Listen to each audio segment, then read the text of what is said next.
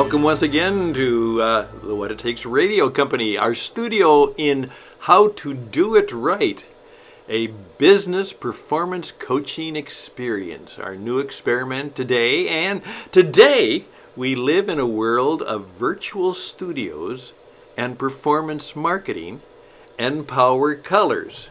So on this weekend, can I tell you a little bit about that story? Hello, greetings once again, ladies and gentlemen, and friends, maybe an occasional foe or two. Hey, this is Stan once again, and it is a Saturday morning, and I've been thinking about a number of things that we're going to try and do as we bring the fourth quarter, at least in terms of our calendar. Of course, for many of us, it is the first quarter of the new year, and you probably know the story behind that. And we are continuing to build what we think will be one of the best ways for you to know how to market yourself and your business. And it's because the new marketing is about performance marketing. Learning to do exactly what I'm doing right now, which is using the modern media to some of its fullest extent. Now, of course, here we are in the What It Takes radio studio. Again, we have maybe even hundreds of different studios because they're all virtual. But this is one of my favorite ones. And in fact, I would envy it if it were real. Somebody might have one like it. I love it. I had things like this. See, this is a vintage studio. Now look at those beautiful old radios. I love the old radios. Had a number of them. And up there, there's another old radio and some old classic books. And then a couple posters, the Jesus Entrepreneur Experience, which is a significant part of what we do. And then I love the misspelling that was, I think, done on purpose.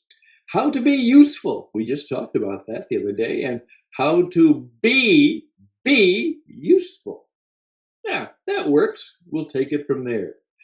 Now, also, what I did kind of deliberately, and I knew a little bit that would be a good illustration because we're going to teach you all kinds of things about how to use the media. Now, my shirt is, you can probably tell, it's a really light blue, but it may almost pass, in some respects, in some views, as white. Now, I know a little bit about the history of that. White shirt is what everybody would wear. And that was it, you know. And in many cases, it still is for certain situations. But the way the blue shirt became was it was built for early television back in the 1950s and 60s. Now, the reason is that the cameras were not that good by any means, and the lights were white hot. And what would happen is if a man, wore a white shirt, it would just be blaringly white. I mean, it would be just don't reflect it. So what they had to do is the men had to wear light blue. And because it was a light blue, however, it didn't come across as white blue on the screen and on the video presentation or on the television. It came across as white. And so they began, and then, of course, it became the custom for a number of people to do that. There are a lot of things like that you have to know, because if you're going to use the modern media, which you have no choice anymore, it's the performance economy. You're going to have to learn how to do this, and perhaps to do it pretty well. Now, you can still be an amateur, and you should be, maybe an enhanced amateur, maybe even almost semi-professional, but you're going to have to learn how to use the media. Now, one of the things you'll have to do is you'll have to have a little bit of a color analysis and learn how to use colors. Now, I would just like to make this kind of a fun thing because we made a significant decision about the colors for Stan Houston and all of his presentations. And there's a long story, but it's actually kind of fascinating, what I tell people is choose your colors. Maybe your color or a couple colors, and stick to your color. Now, I have discovered for a variety of reasons that I have fallen for power colors. Now, here, just very briefly, are some of my power colors, and you need to think about it. First of all, I love black and white. In fact, many, many times I preferred that the photos that were taken of me were in black and white. There's a certain thing to that. And you can also add sepia and other colors. So make sure you have a number of pictures of yourself that are also black and white.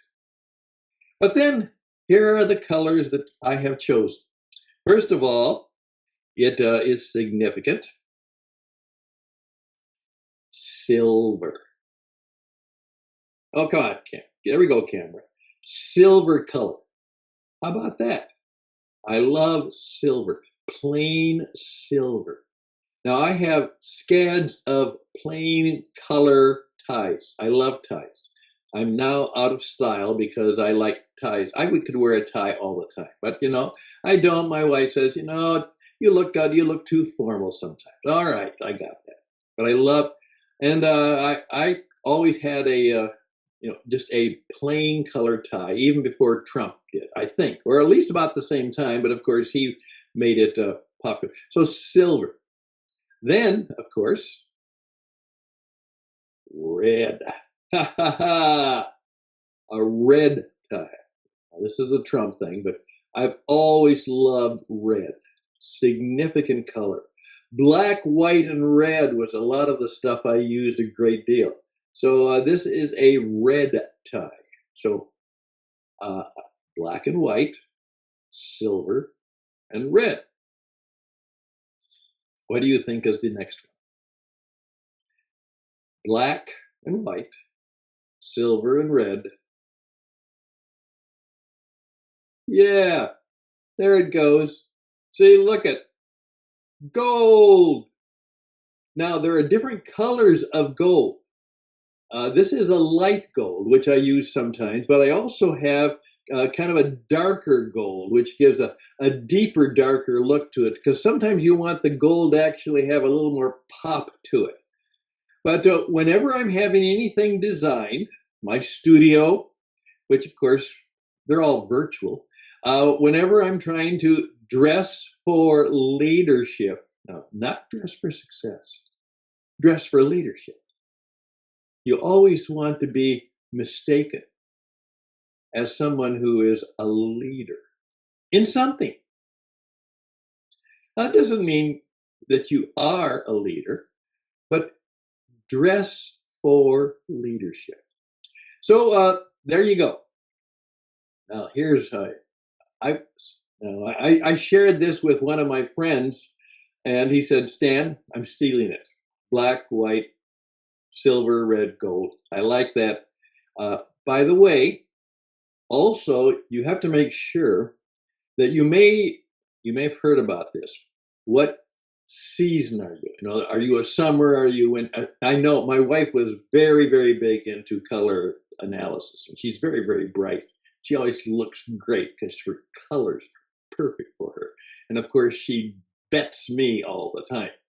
And as I oftentimes have to say, I say, I can't step out into public without passing inspection, which is a good thing to do because many of us men would not dress nearly as well as we should because remember, image is not everything, but it's always the first thing.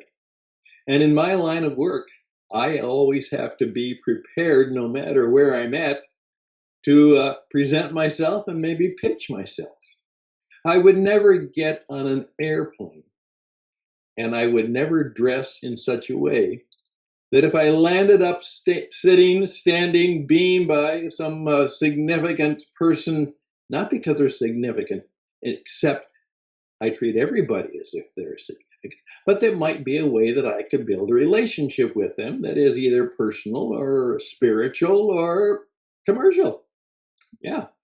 And so I always dress a little bit for leadership. Old fashioned. Remember, they always used to do that and wear a hat. And I wear a hat a lot now. Like I said, now I've always been old school, really old fashioned.